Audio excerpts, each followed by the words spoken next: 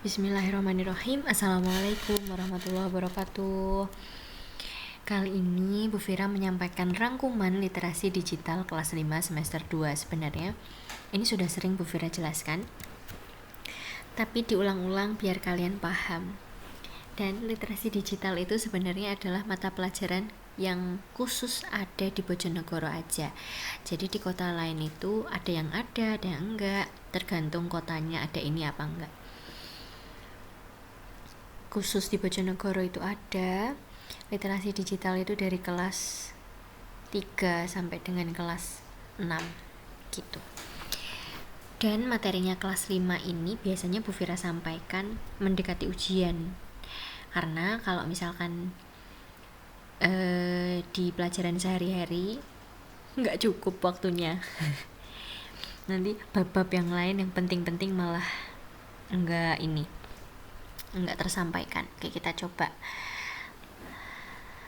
belajar ya hari ini ya. Ini babnya cuma ada 5 sebenarnya, dan ini Bu Fira sampaikan kalian pahami betul-betul, nggak cuma dihafalkan ini, tapi juga kalian besok akan dipaksa untuk berpikir kritis ya, untuk berpikir lebih luas lagi gitu.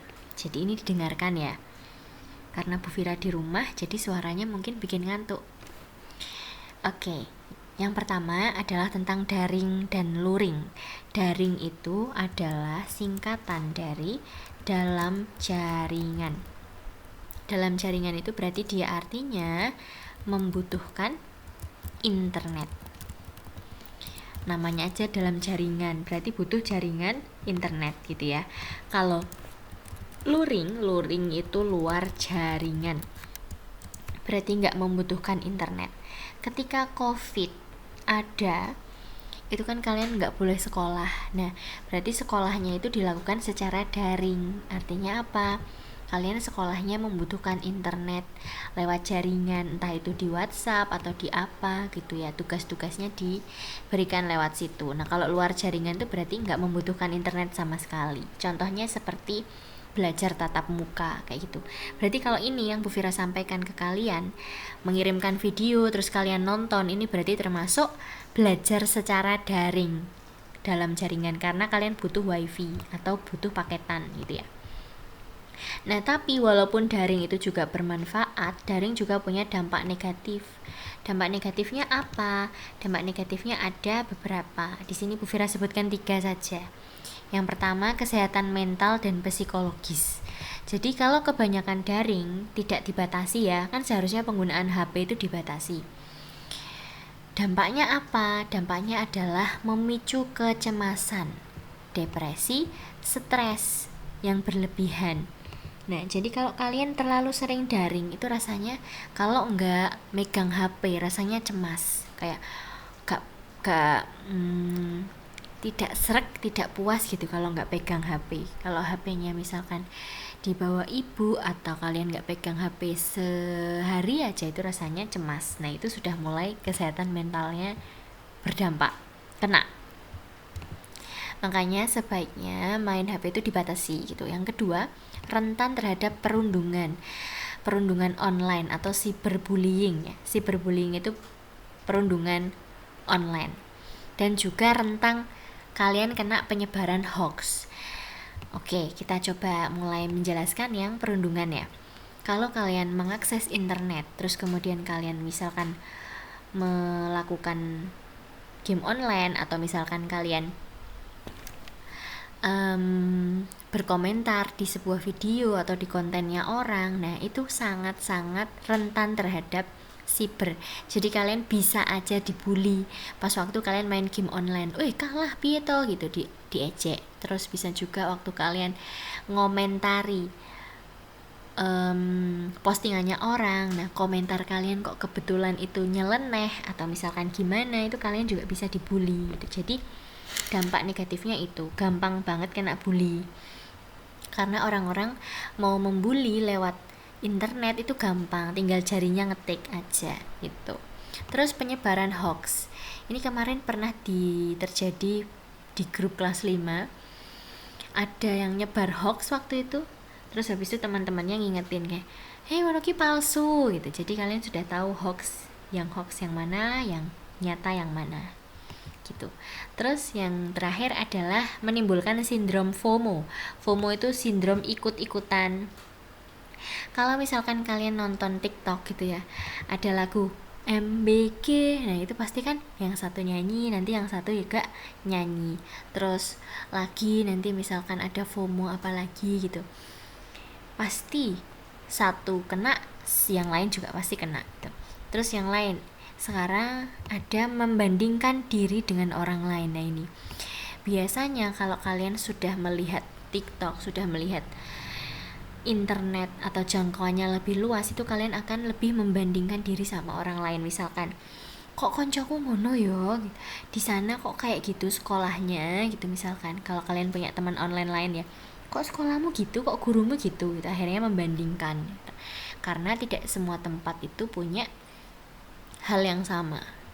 Nah, terus berikutnya ada kesehatan fisik. Tentu saja gangguan penglihatan ya, karena terlalu sering kena layar itu pasti matanya bisa lelah, bisa minus. Nanti lama-lama nggak kelihatan, burem-burem, terus nanti pakai kacamata. Bisa juga nyeri leher, kaku-kaku ototnya, karena kan duduk terus kepalanya nunduk terus. Nah itu.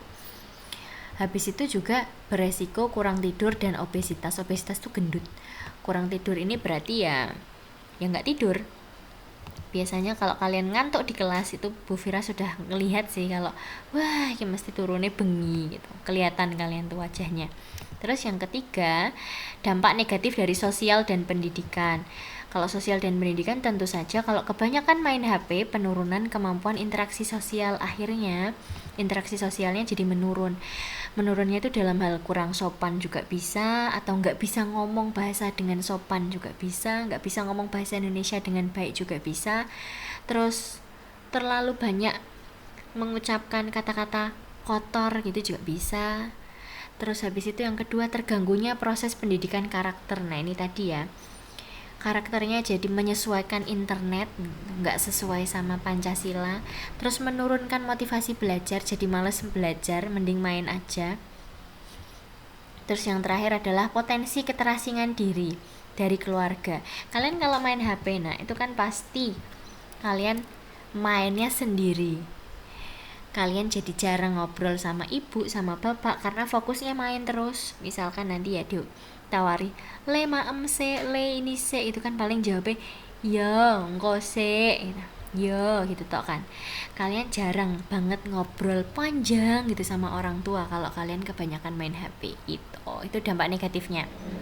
Terus yang kedua, babnya tentang keamanan digital. Ini sudah sering sekali, keamanan digital. Digital itu berarti adalah sebuah perangkat ya yang diakses lewat internet. Pokoknya digital itu pakai internet.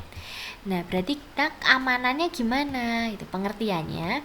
Keamanan di sini, keamanan digital adalah strategi itu cara ya. Strategi atau cara untuk melindungi perangkat, data, komunikasi, dan identitas dari akses yang tidak sah. Maksudnya akses tidak sah tuh aksesnya bukan kamu yang akses, tapi orang lain. Dari serangan digital atau penyalahgunaan. Jadi intinya keamanan digital itu cara untuk melindungi perangkatmu, cara untuk melindungi HP-mu, cara untuk melindungi laptopmu, cara untuk melindungi akunmu gitu. Nah terus keamanannya, jenis-jenisnya itu ada 3 jenis keamanan digital. Yang diamankan itu sebenarnya apa aja toh Bu? Yang diamankan tuh ada 3 jenis. Yang pertama mesin nih, jadi yang diamankan tuh mesinnya. Yang kedua akunnya. Yang ketiga adalah datanya gitu ya. Jadi yang pertama tuh mesinnya sih. Kalau mesinnya rusak, otomatis akunmu yo hilang, data pribadimu yo hilang, ya kan? Jadi yang harus diamankan pertama kali adalah mesinnya. Ini artinya perangkatnya bisa, ini salah ini nulis. Perangkatnya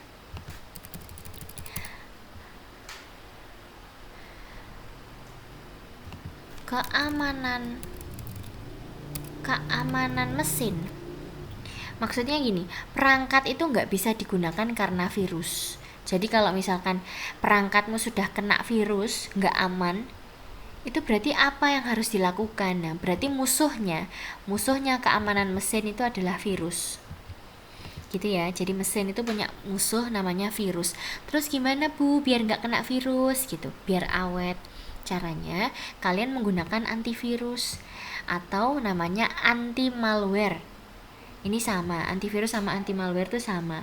Program ini, antivirus ini gitu maksudnya, digunakan untuk mendeteksi, mencegah, dan membersihkan gawai atau komputer dari virus yang dapat merusak sistem. Jadi ini tuh pembersih virus. Nah, antivirus, anti malware itu adalah membersihkan virus. Namanya aja antivirus ya, berarti ya dia anti sama virus, dia membersihkan virus gitu. Solusi yang pertama menggunakan ini. Solusi yang kedua menggunakan namanya firewall. Solusi kedua menggunakan namanya firewall. Sistem ini sama, ini fungsinya kayak satpam atau menghalangi ini ya, satpam mesin gitu ya. Dia menghalangi, mengontrol keluar masuknya data dari internet. Jadi kalau misalkan kita ngakses internet gitu ya, virus dari luar itu nggak bisa sembarangan masuk. Ini Bu Fira contohkan di laptopnya Bu Fira itu ada namanya virus entry protection. Nah ini, jadi ketika Bu Fira download, nah dia itu antivirusnya nyala. Lah ini on itu maksudnya nyala virus. Jadi laptop, HP itu kalau misalkan lagi nyala, antivirusnya juga nyala, semuanya on. Nah ini namanya antivirus. Ini firewall, ini ada nih. Firewall juga sama. Firewall itu untuk melindungi mesinmu ketika kamu lagi menjelajahi internet gitu. Oke? Nah itu adalah keamanan mesin gitu ya. Musuhnya virus, solusinya pakai antivirus atau pakai firewall. Mana ya? Sekarang B. Yang B adalah keamanan akun. Kalau tadi mesin itu yang musuhnya virus, kalau akun itu musuhnya manusia peretas. Maksudnya manusia peretas ini bisa mengambil alih akun orang lain. Jadi akunmu tiba-tiba gak bisa kamu akses, tiba-tiba jadi miliknya orang lain. Lah itu namanya musuhnya adalah manusia, karena yang ngambil manusia gitu ya. Pun virus yang di atas ini sebenarnya yang buat ya manusia gitu, cuma namanya virus. Solusinya gimana supaya akunnya aman? Solusinya ada dua, yaitu menggunakan kata sandi atau password yang kuat, menggunakan kombinasi huruf besar. Nih ya, kalau kata sandi kuat tuh harus ada huruf besarnya, harus ada huruf kecilnya, harus ada angkanya, simbolnya, supaya tidak mudah ditebak orang lain. Nah ini, jadi keamanan akun, piye carane ben aman? Menggunakan password yang kuat, pakai huruf besar, pakai angka, pakai huruf kecil, pakai simbol. Simbol itu gimana toh Bu? Simbol itu kayak gini loh, bintang, atau pakai pagar, pakai pakai kayak gini kah, gini, dan lain sebagainya, namanya simbol, supaya nggak mudah ditebak sama orang. Solusi yang kedua gimana Bu? Menggunakan autentikasi 2 faktor. Ini adalah langkah keamanan tambahan. Jadi ini tambahan. Selain kamu bikin akun password yang kuat, kamu juga bisa menggunakan autentikasi 2 faktor. Bu Fira contohkan. Misalkan adalah membuka datanya Dapodik ya. Dapodik itu adalah datanya siswa. Jadi data satu sekolah, data seluruh siswa itu bisa diakses sama Bu Fira, tapi diamankan juga. Coba lihat ya, kamu harus tahu autentikator tuh gimana. Lah ini Bu Fira ada emailnya, ada passwordnya. Masuk. Lah ini habis masuk tadi ya, Mas bentar ulang. Habis memasukkan user dan juga password, kemudian masuk, itu nggak bisa langsung masuk. Masih ada lagi kamu diminta untuk memasukkan kode autentikator. Lah ini kodenya. Kodenya dari mana Bu? Kodenya ada di HP-nya Bu Fira. Jadi terhubung antara data sekolah sama HP-nya Bu Fira gitu. Nah ini kodenya berubah-ubah setiap menit. jadi orang luar nggak bisa mengakses gitu.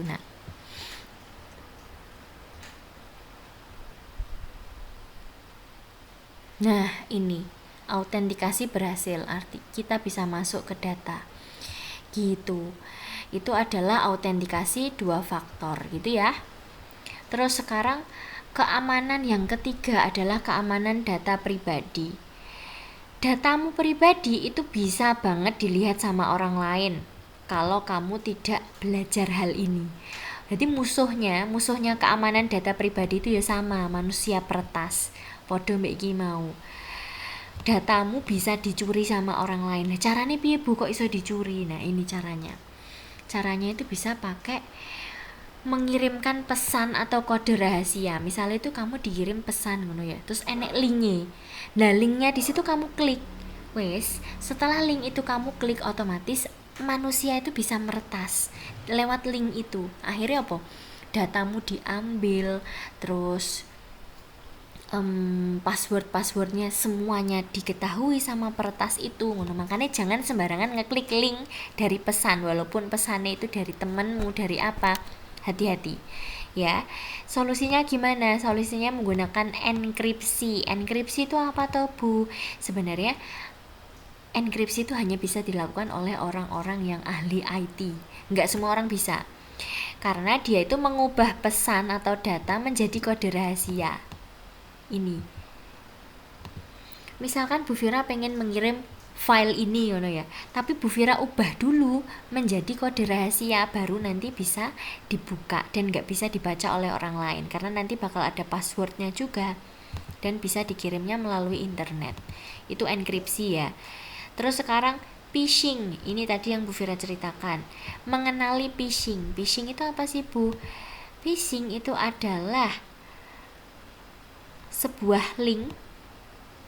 Phishing itu adalah penipuan. Sebenarnya kata gampangnya penipuan lewat internet atau link atau internet.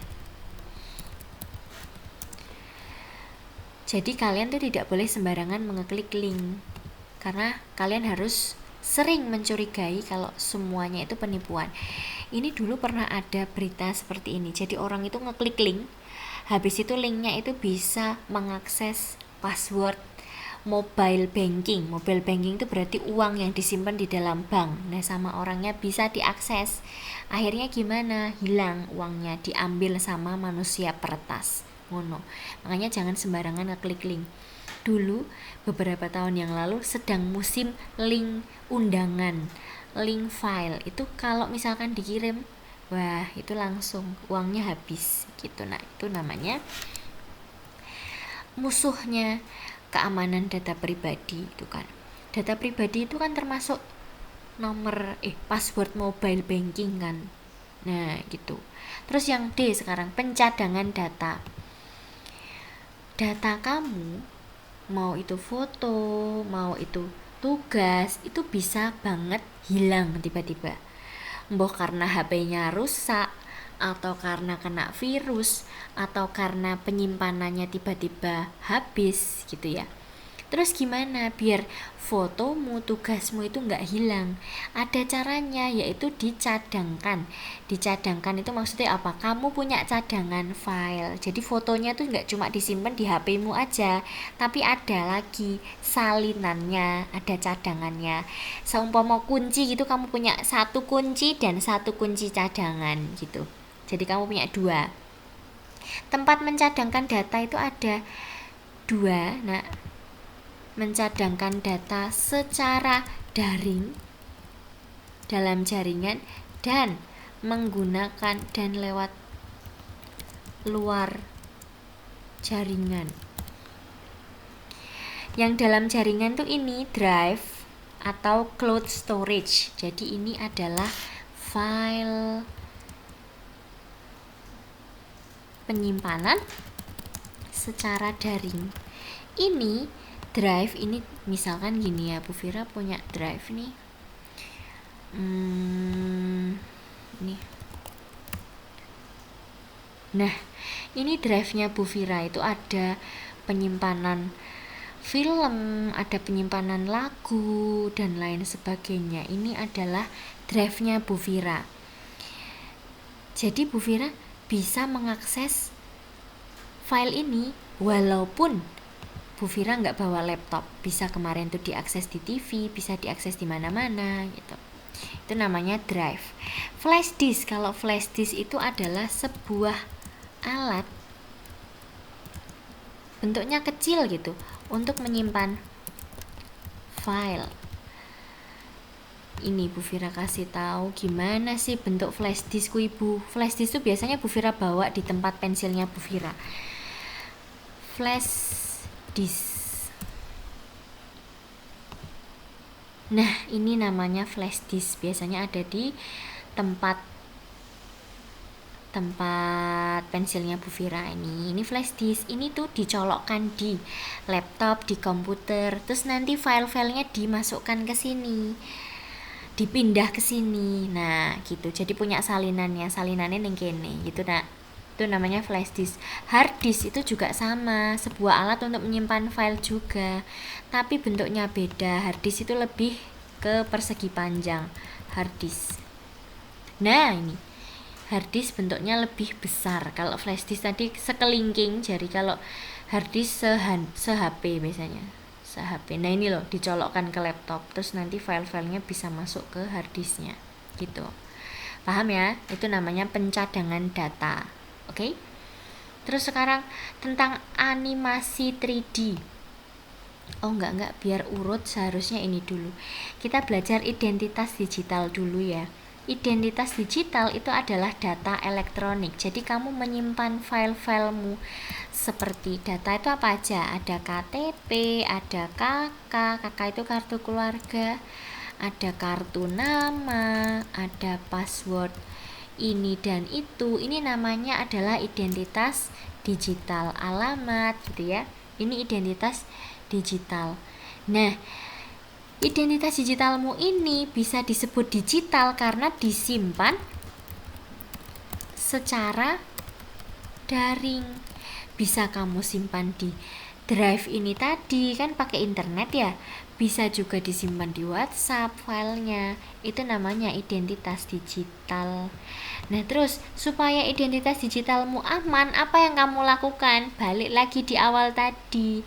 Harus ada antivirusnya, harus pakai password yang kuat HP-nya, harus pakai autentikasi, tidak mudah ditipu sama orang, menggunakan enkripsi gitu. Itu caranya. Identitas digital itu tidak boleh disebarkan ke sembarang orang, walaupun itu temanmu, walaupun keluargamu, nggak boleh sembarangan. Kalau misalkan kalian masih kecil, kalau mau mengirim apa-apa seharusnya cerita dulu sama orang tua, boleh nggak ngirim ini gitu. Jangan sembarangan, nanti tiba-tiba data pribadi orang tua dikirim, disebar gitu kan. Wah, bahaya, bisa disalahgunakan sama orang. Ini pernah ada di episodenya SpongeBob, penyalahgunaan kartu nama. Katanya SpongeBob, nanti biar nek kartu namaku dipakai oleh pencuri, terus dia nyuri uang di bank. Sekarang berikutnya animasi 3D. Animasi 3D itu berarti animasi yang 3 dimensi. Contohnya kayak Sopo Jarwo, Pinipin. Ini ya, animasi 3D itu timbul kayak manusia, kayak boneka. Nah, untuk membuat animasi 3D itu biasanya kalian atau orang-orang yang bikin itu ya, bikin namanya storyboard. Ini sudah sering ya. Storyboard itu serangkaian gambar untuk mewakili setiap adegan atau momen dalam kartun. Jadi setiap adegan itu ada gambarnya. Gambarnya itu disebut storyboard. Ini Bu Fira contohkan. Storyboard, cerita. Nah, ini yang jelas mana ya? Nih, wah nggak bisa dibuka. Nah, ini juga termasuk pengaman data. Nah, tiba-tiba nggak bisa dibuka gitu. Di Zoom juga nggak bisa.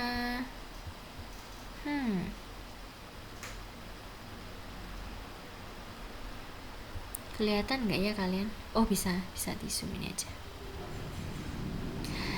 Nah, ini adalah storyboard, mirip seperti komik. Jadi tiap adegan itu ada gambarnya, beda-beda juga, gitu ya. Itu namanya storyboard. Storyboard itu penting sekali karena kalau mau buat animasi seharusnya udah ada gambarannya mau dibuat seperti apa gitu. Sekarang kita belajar tentang angel. Sebenarnya ini ngomongnya tuh angle gitu ya. Sudut pengambilan gambar. Kalau kalian mau membuat film dan lain sebagainya atau bahkan memfoto, itu ada yang namanya angle. Jenis angle itu ada 1, 2, 3, 4, ada 4. Ntar Bu Vira bikin ABC. Ini aja.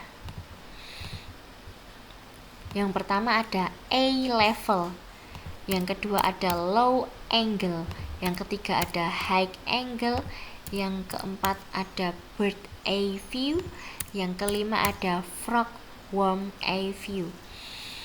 Oke, yang pertama sudut pandang A level dari kata eye ini mata. Nah, kalau kita mengambilnya sejajar, otomatis kan sejajar sama orang ya. Nah, kalau sejajar sama orang berarti itu selevel sama mata. Kalau mau ngefoto orang, kameranya itu disejajarkan sama mata. Gitu maksudnya. Ini artinya sejajar. Sejajar itu berarti kalau dibuat garis tuh gini. Ini. Terus nanti bawahnya lagi urut. Seret gitu. Nah, itu sejajar ya. Baris sejajar itu berarti urut. Podo, kanan kirinya lurus gitu. Terus sekarang low angle. Low dari kata low. Low itu maksudnya adalah rendah. Berarti bawah. Oke? Dihafalin. High angle. High itu berarti tinggi. High itu artinya kan atas. Berarti kamu ngefotonya dari atas. Yang ini tadi ngefotonya sejajar, yang low angle ini ngefotonya dari bawah, berarti kameranya ngisor, orangnya di atas misalnya. Tahu yang ngarahinnya. Terus kalau high angle ini berarti ngefotonya dari atas. Terus yang ini keempat bird eye view. Ini berarti dari kata bird. Nah, bird itu burung. Burung kan terbangnya tinggi. Jadi ngambil sudut pandang gambarnya itu dari tinggi yang paling atas. Sangat tinggi dari atas gitu maksudnya. Yang kelima, frog eye view. Maksudnya apa? Frog ini apa? Frog ini kata. Worm ini adalah cacing.